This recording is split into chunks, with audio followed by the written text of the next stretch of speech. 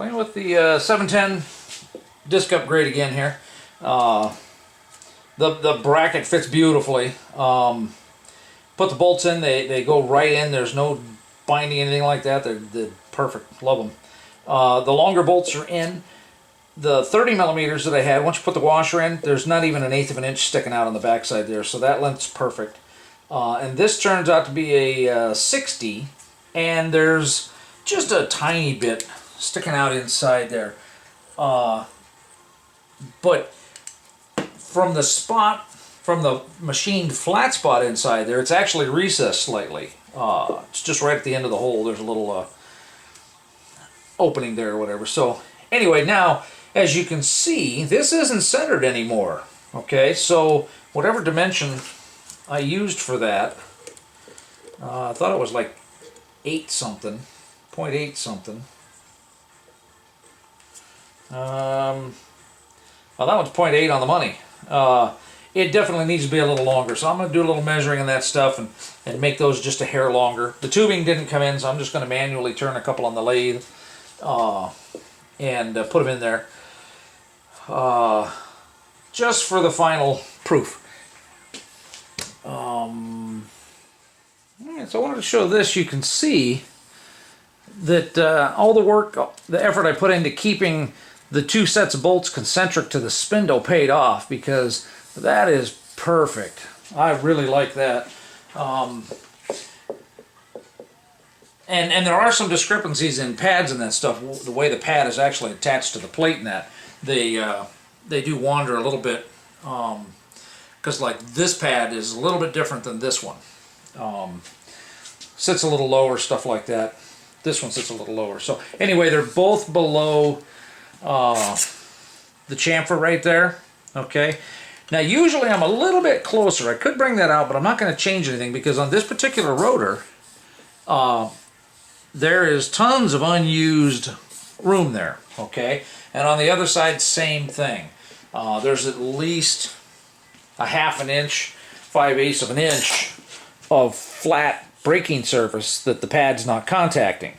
As opposed to like it's not going to run off that edge there. There's a half inch prior to that it hitting that lip. So right where I want it, perfect. I'll get to measuring that and making the new spacers, and I think this one will be finalized. So in figuring out the gap and the offset here and stuff like that, I could go about measuring it. I'm sure there's several different ways to do it here. The gap on that side is just a hair thicker than the ruler, which is like at 40. So I'm going to say that's a 50 thousandths gap on that side. We'll use that in a minute here. Now to find the gap on here, I can't really get the calipers in here very well or accurately. Pretty darn close. Certainly close enough actually to get me in the center. But I thought I'd point out this one thing. This is just a cheap Harbor Freight 110 piece drill set or whatever. And you can use these like feeler gauges, because you don't really have feeler gauges this thick. Okay. So that's pretty darn close. That's 11. It's a number 11 drill bit. It's a .191. Next one up. A little loose. We'll jump a couple. Oh yeah, see that just perfect fit for a feeler gauge. Let's see. But it's a little thick on the other side, so let's go down a couple. I want it to fit on both sides. My spacers may actually be slightly bit off. I did them kind of in a hurry. That one's exactly 8.8. That one's about 3 thou over. So, which one did I have there?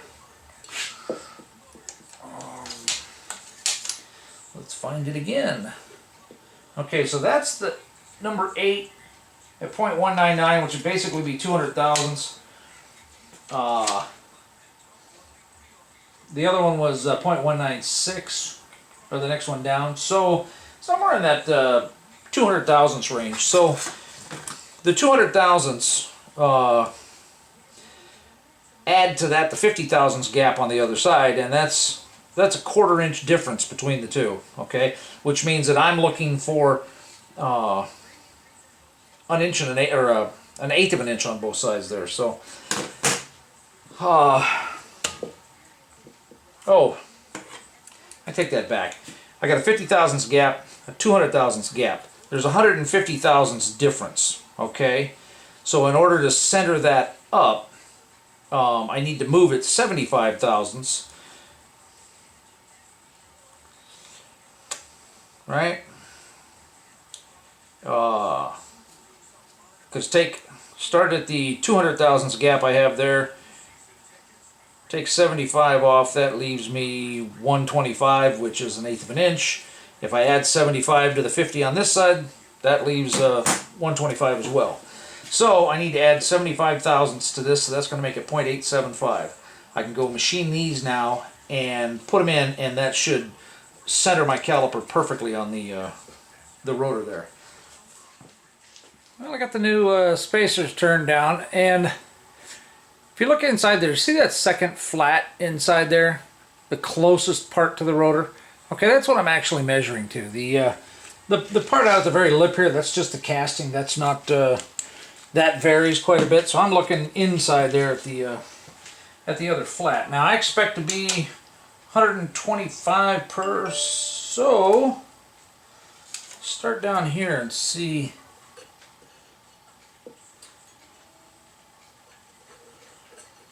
Drags on that side, won't go in the other. That's 0.128.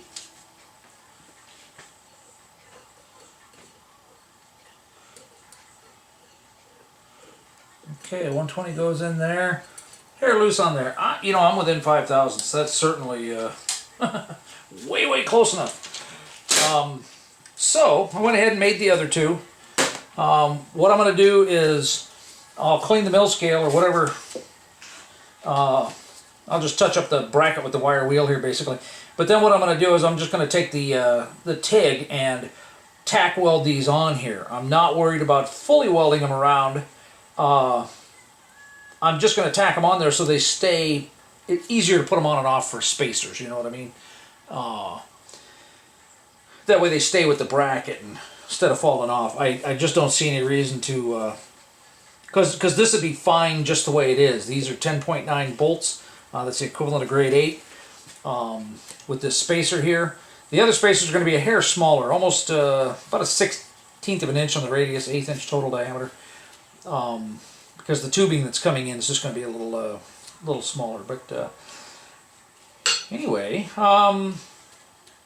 yeah, some TIG tacks around there, and TIG is so much cleaner. Then I don't have to worry about spatter and cleanup and all that kind of crap. But I don't think I'm going to be doing that today. I may show it when it's all done, because basically what I'll do is I'll take the other bracket for the other side and mount it up to this caliper bracket, since I don't have another strut to mount it to, and that'll get my holes and everything lined up, because these how I have these set there, they're pretty close. Okay, so I don't want to just arbitrarily just throw them on there and say, oh, they're close enough. I want to make sure that I have them together before I TIG them. The other ones are going to be a little looser because it'll be a 1/2 inch hole. This is actually a 15-30 seconds. So, would be one reason to make them manually, but oh man, you know, that's tedious. That's a pain in the butt to do 30 of. So, maybe when I get the CNC set up. Well, let's do one last little look here. And okay, see, there's the flat end there. Nice and even. I got good space up here at the top. That's set up by the position of this with the pads. You know, that's why I match everything, the pads to the rotor and stuff like that. And what I was talking about before was is this line right here. You know, you can see the scrub line from the old pads when you turn it around. So there's all this room here. So that's a pretty substantial bracket.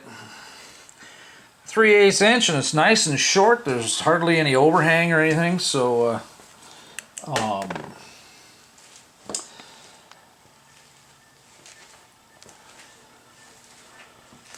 You know, so that's going to be a rock solid brake setup. This will work at least as well as the 280ZX, but without having to change the struts.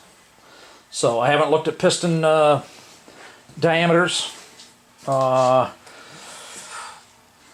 think these are like 68 or something like that.